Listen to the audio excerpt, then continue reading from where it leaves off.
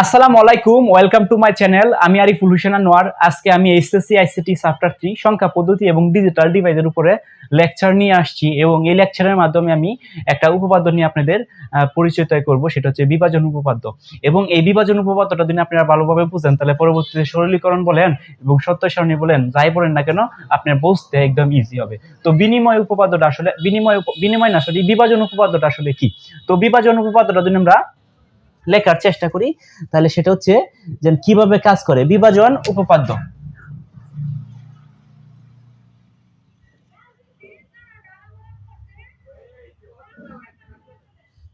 আমি এটা মুছার চেষ্টা করি তাহলে হবে একটু মুছালুই বিভাজন উপপাদ্য। হ্যাঁ, বিভাজন উপপাদ্য। সো বিভাজন উপপাদ্য যদি আমরা লিখি মানে কাজ করতে চাই তাহলে আমরা কি জানি, মৌলিক যে ক্রিয়া আছে সেটা হচ্ছে যুগের ক্রিয়া। এরকম একটা পার্টিশন দেই, যুগের ক্রিয়া, যুগের ক্রিয়া যেটাকে আমরা লজিক্যাল অর অপারেশন বলি, আর একটা কি তাকে গুণের ক্রিয়া বলি, গুণের ক্রিয়া যেটাকে আমরা লজিক্যাল এন্ড অপারেশন বলি। ওকে, সো লজিক্যাল এন্ড অপারেশন বলি। এখন লজিক্যাল এন্ড অপারেশন এবং লজিক্যাল অর অপারেশন যেটাই বলি না কেন, বিভাজন প্রক্রিয়াটা কিভাবে কাজ করে। এখন বিভাজন প্রক্রিয়া কাজ করে এভাবে, মনে করেন যে দুদিন তাকে a into B plus C, a into B plus C, এটা দুদিন যুগের ক্রিয়ার মধ্যে হয় এবং এই যুগের ক্রিয়ার মধ্যে যদি এটা থাকে তাহলে হচ্ছে যুগের ক্রিয়ার মধ্যে এটা কিভাবে কনভার্ট হয়ে যায়, তার মানে এটা কনভার্ট হয়ে যাবে এভাবে a dot B plus a dot C, এভাবে কনভার্ট হয়ে যাবে। সো এটা দেখতে কালো দেখা যাইতেছে, সো আমি একটু বড় করে ধরে লেখার চেষ্টা করি।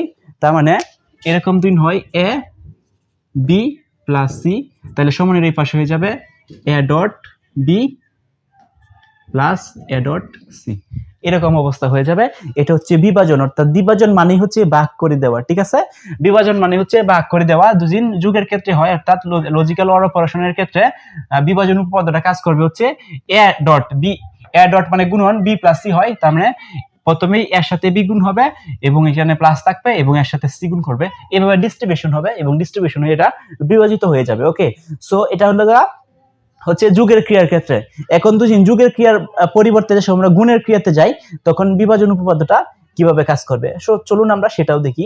তার মানে এরকম দুই হয়ে থাকে গুণের ক্ষেত্রে এ, আমি এটা মুছে আর একটু সুন্দরভাবে লেখার চেষ্টা করি তাহলে আপনারা বুঝবেন। তো এভাবে থাক, মনে করেন বি ডট সি, যদি এরকম হয়ে থাকে এ ইন্টু বি ডট সি, অর্থাৎ গুণের ক্রিয়া দুই এরকম হয়ে থাকে, তার মানে কি ভাই, মানে এটা দুই হয় বিভাজন উপপাদ্যের মধ্যে এটা কিভাবে কাজ করবে। সো এটা দুদিন বিভাজন উপপাদ্যের মধ্যে দুদিন আমরা কাজ করতে চাই তাহলে কিভাবে হবে এই বিষয়টা আমি দেখাই। তাহলে মনে করেন এর সাথে প্রথমেই বি যোগ হবে এবং এর সাথে প্রথমেই সি যোগ হবে। সো এখানে যেহেতু ডট আছে তার মানে এর সাথে এ যোগ বি ইন্টু এ যোগ সি, এভাবে কাজটা হবে। কেমনে কাজটা হবে, এর A plus B into A plus C হবে। কেমনে, কারণ বিভাজন উপপাদ্যর গুণের ক্ষেত্রে A dot A into B dot C আছে, তার মানে হচ্ছে কি প্রথমে এরা বিভাজিতটা হবে যেন ডিস্ট্রিবিউশনটা যেন হবে এর সাথে বি হবে এবং এর সাথে সি হবে, তার মানে এর সাথে বি যোগ আকারে বসবে এবং এর সাথে সি যোগ আকারে বসবো। সো এটাই হচ্ছে আমাদের গুণের বিভাজন উপপাদ্য, এটা হচ্ছে আমাদের যুগের বিভাজন উপপাদ্য। সো এই যে দুইটা যেন বিভাজন উপপাদ্য যেন আছে এবং আমাদের পূর্ববর্তী যে টিউটোরিয়াল গুলো আছে আমার, সেখানে হচ্ছে ডি মর্গানের উপপাদ্য, বিনিময় উপপাদ্য এবং আজকে আমি হচ্ছে বিভাজন উপপাদ্য নিয়ে কথা বলছি। আরো অনেক উপপাদ্য আছে বাট ওইগুলো বেশি ইম্পর্টেন্ট না, ইম্পর্টেন্ট বলতে ইম্পর্টেন্ট আছে বাট যেগুলো বেশি ইম্পর্টেন্ট সেগুলো আমি বলার চেষ্টা করছি। সো এই যে উপপাদ্যগুলো যেন আমি দিলাম, এই উপপাদ্যগুলো আপনারা বাড়িতে মোর অ্যান্ড মোর প্র্যাকটিস করবেন এবং পরবর্তীতে আমরা সত্য সারণী লেকচার নিয়ে হাজির হব।